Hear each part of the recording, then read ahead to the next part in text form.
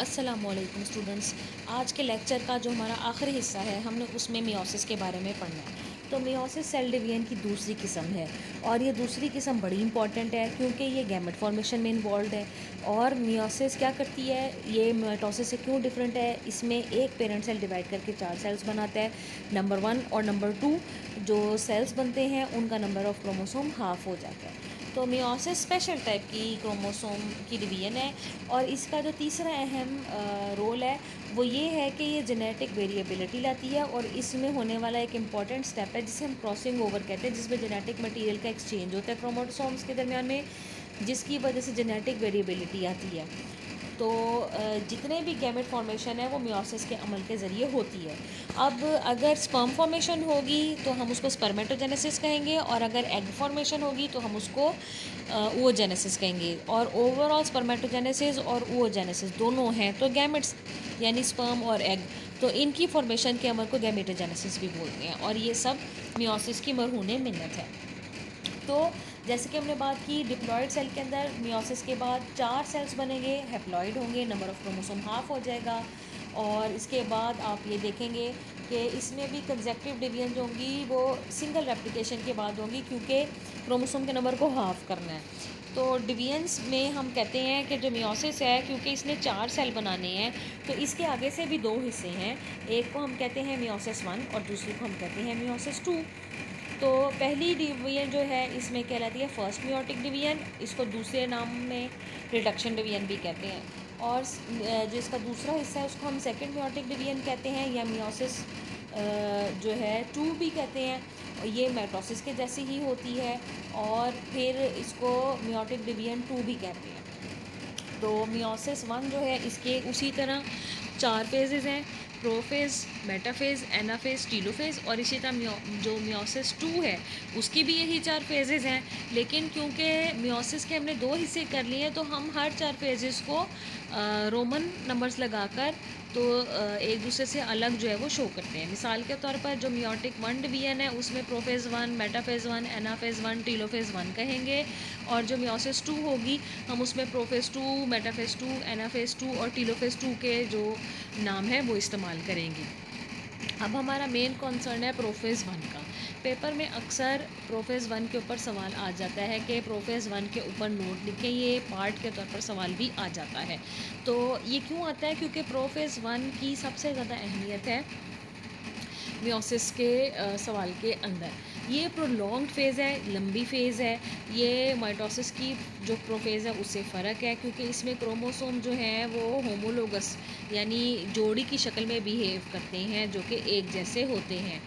और हर diploid cell के अंदर 2 क्रोमोसोम होते हैं जो कि एक जैसे होते हैं। ये अलहदा बात है कि उन पे अलील फ़र्क होता है लेकिन जीन सेम होता है। तो मेल और फीमेल गैमेट्स ने जो मियोसिस के बाद बनते हैं उन्होंने कंबाइन होना होता है, तो इसी तरह क्रोमोसोम नंबर उनको हाफ करके मिलता है। तो ये फ़ेज़ इस लिहाज से इम्पॉर्टेंट है कि जो क्रोमोसोम है उसमें 2 क्रोमेटिड्स होते हैं और हर क्रोमोसोम जो है वो रेप्लिकेट कर लेता है इंटरफेस के दौरान, अपनी कॉपी पहले तैयार कर लेता है। Interface of meiosis lacks G2 stage.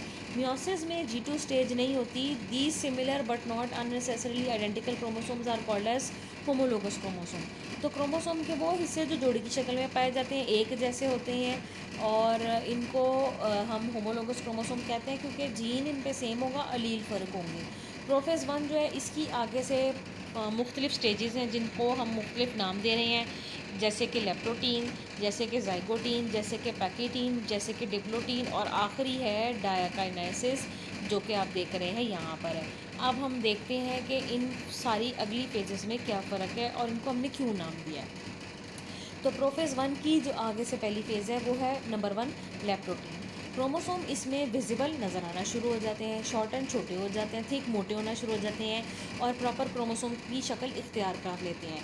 Nucleus का जो साइज़ है वो बड़ा होने लगता है। होमोलोगस क्रोमोसोम एक दूसरे के करीब आकर जोड़ी की शक्ल में इकट्ठे होना शुरू हो जाते हैं। ज़ाइगोटीन ये दूसरी स्टेज है। First essential phenomenon of meiosis that is pairing of homologous chromosomes called synapsis start. तो इस जो फिनोमेनॉन है या इस जो फेज़ है, इसके अंदर होमोलोगस क्रोमोसोम जोड़ी की शक्ल इख्तियार कर लेते हैं, एक दूसरे के पास बिल्कुल आ जाते हैं, और इनके आपस में आने से हम कहते हैं कि ये साइनेप्सिस स्टार्ट हो गई है, जो कि इनकी क्लोजनेस है। So this pairing is highly specific and exactly pointed but with no definite starting point. इसमें हमें नहीं मालूम होता कि किस पॉइंट पर ये स्टार्ट होगी, किस पॉइंट पर ये एंड होगी, लेकिन पेयरिंग स्पेसिफिक होती है। होमोलोगस क्रोमोसोम एक जैसे दिखने वाले क्रोमोसोम्स की जोड़ियाँ होती हैं जो कहीं से भी स्टार्ट हो सकती है। Each paired but not fused complex structure is called as bivalent और टेट्राड। क्योंकि होमोलोगस क्रोमोसोम में टोटल 4 क्रोमेटिड्स इकट्ठे हो जाते हैं, तो हम इसको टेट्राड बोलते हैं। टेट्रा का वर्ड 4 के लिए किया जाता है, या बाईवेलेंट के लिए, क्योंकि आपको पता है कि ओवरऑल हर क्रोमोसोम एक इंडिपेंडेंट क्रोमोसोम के तौर पर बिहेव कर रहा होता है। पैकिटीन पेयरिंग ऑफ होमोलोगस क्रोमोसोम मुकम्मल हो जाती है। क्रोमोसोम जो है वो ज़्यादा से ज़्यादा थिक विजिबल होना शुरू हो जाते हैं। हर बाईवेलेंट जो है उसमें क्रोमोसोम 2 हैं। टोटल क्रोमेटिड्स जो अगर हम देखें तो वो 4 हैं, जो कि एक दूसरे के इर्द गिर्द रैप हो जाते हैं। और non sister chromatids homologous chromosome के एक दूसरे के साथ अपने जेनेटिक मटेरियल के कुछ हिस्से को एक्सचेंज कर लेते हैं। जब वो एक्सचेंज करने के लिए एक दूसरे के ऊपर ओवरलैप करते हैं तो उसे क्याज़मेटा फॉर्मेशन कहते हैं, और ये अमल कहलाता है क्रॉसिंग ओवर। तो पेपर में आपसे 2 नंबर का सवाल पूछा जा सकता है कि क्रॉसिंग ओवर क्या है। In this way reshuffling of genetic material occurs which produces recombination. क्योंकि क्रोमोसोम एक दूसरे के साथ अपने जेनेटिक मटेरियल का एक्सचेंज कर लेते हैं, एक दूसरे को गिव एंड टेक के नतीजे में जेनेटिक मटेरियल दे देते हैं, यही वजह है कि रिकॉम्बिनेशन जीन्स में चेंजेस पैदा होती हैं, और यही वजह है कि ये चेंजेस जो है रीशफलिंग ऑफ जेनेटिक मटेरियल का बाइस बनती है, जिसकी वजह से दुनिया में जितने भी आने वाले ऑर्गेनिजम्स जो सेक्सुअल रिप्रोडक्शन के थ्रू होते हैं वो 100% अपने वालिदैन की तरफ की जैसे नहीं होते, क्योंकि उनको शफल करके जेनेटिक मटेरियल मिलता है, और वो इन फेजेस की वजह से होता है। तो पैकिटीन जो है वो कुछ डेज, कुछ वीक्स या कुछ ईयर्स तक के लिए कायम रह सकती है।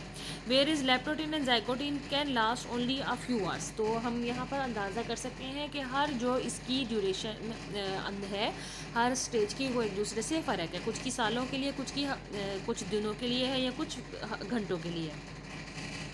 अगली फेज़ आ जाती है डिप्लोटीन। तो पेयर्ड क्रोमोसोम अब क्योंकि उनका काम ख़त्म हो गया, उन्होंने एक्सचेंज कर लिया है एक दूसरे के साथ, तो वो एक दूसरे को रिपेल करना शुरू कर देंगे, एक दूसरे को अलहदा करना शुरू कर देंगे। सेपरेशन जो है वो मुकम्मल नहीं होती। होमोलोगस क्रोमोसोम अभी भी एक दूसरे के साथ यूनाइटेड रहते हैं। उसके बाद जनाब इनमें जो यूनियन है वो कहाँ होती है, क्याज़मा में, जहाँ इन्होंने एक दूसरे के साथ इंटरचेंज किया था। Each bivalent had at least one such point the chromatid otherwise are separated. तो एटलीस्ट वन साइट ऐसी होगी जहाँ पर इन्होंने क्रॉस बनाया होगा, जिसे हम क्याज़मेटा कहते हैं, और जिसके नतीजे में इन्होंने एक्सचेंज किया होगा। डायकाइनेसिस, इसके दौरान क्रोमोसोम की जो कंडेंसेशन है वो मैक्सिमम हो जाती है। At this time the separation of homologous chromosomes completely is started and is completed, but still they are united at one point more often at the ends and nucleoli disappear. एक तो nucleoli इस पर ख़त्म हो जाता है, और chromosomes किसी एक जगह साथ जुड़े होंगे, बाकी सबके सब एक दूसरे से अलहदा हो जाएंगे, और एक ही वो पॉइंट होगा जिसमें वो एक दूसरे के साथ अटैच्ड होंगे। अब हम इन फेजेस को यहाँ देख सकते हैं। तो लेप्टोटीन में आप देख रहे हैं न्यूक्लियर एनवेलप गायब हो रहा है और क्रोमोसोम नजर आना शुरू हो गए हैं। अब आप देख रहे हैं कि ब्लू और रेड की शक्ल में आपको होमोलोगस क्रोमोसोम दिखाई जा रहे हैं। अब आप देख रहे हैं कि पैकिटीन में उनको आपके सामने जोड़ियां बन गई हैं। उसके बाद आप देख रहे हैं कि उन्होंने एक दूसरे को क्रॉस करना शुरू कर दिया। इस क्रॉस को हम क्याज़मेटा कहते हैं। तो हम कह रहे हैं कि क्याज़मेटा नज़र आ रहा है, इसलिए हम कह रहे हैं क्याज़मा इज़ वाइजेबल। और उसके बाद आप अगली स्टेप में देख सकते हैं कि उन्होंने क्रॉस करके एक दूसरे के साथ एक्सचेंज करना शुरू कर दिया जेनेटिक मटेरियल का। अब अगर हम इसी चीज़ को सिर्फ क्रोमोसोम लेवल पर देखें तो क्या नज़र आएगा, क्रोमोसोम डुप्लीकेट होकर कॉन्डेंस हो रहे हैं, थिक हो रहे हैं, शॉर्टन हो रहे हैं, और प्रॉपर उनमें क्रोमेटिड्स बनने लगे हैं। अब इन्होंने एक दूसरे के साथ करीब आना शुरू कर दिया, तो हम कह रहे हैं साइनेप्सिस हो रही है। अब आगे आप देख रहे हैं कि साइनेप्सिस के दौरान इन्होंने एक दूसरे को ओवरलैप किया क्रोमेटिड्स के थ्रू। ये जो ओवरलैपिंग का फिनोमिनन है इसे हम कहते हैं कि क्याज़मेटा फॉर्मेशन की है। अब आप देख रहे हैं अगले स्टेप में कि क्याज़मेटा क्लियर कट हो गई है, और यहाँ पर ये वो वक्त है जब इन्होंने क्रोमेटिड्स जो हैं उन्होंने कुछ हिस्से को एक दूसरे के साथ एक्सचेंज करना है। तो अब आप देख सकते हैं लास्ट डायग्राम में कि ब्लू रंग का जो क्रोमोसोम है उसने रेड का थोड़ा सा हिस्सा ले लिया, और रेड वाला जो क्रोमोसोम है उसने ब्लू का थोड़ा सा हिस्सा ले लिया। तो एक्सचेंज जो है वो यहाँ पर इनका एक दूसरे के साथ मुकम्मल हो गया है। तो ये क्रॉसिंग ओवर का पूरा फिनोमिनन है जिसमें ये होमोलोगस क्रोमोसोम जोड़ी बनाते हैं, एक दूसरे के साथ अपने क्रोमेटिड्स को ओवरलैप कराते हैं, इनकी नतीजे में जो क्रॉस बनता है उसे क्याज़मेटा कहते हैं। फिर ये जेनेटिक मटेरियल का एक्सचेंज करते हैं जिससे रीशफलिंग ऑफ जेनेटिक मटेरियल हो जाती है और इस तरह से जेनेटिक वेरिएबिलिटी की वजह बनती है।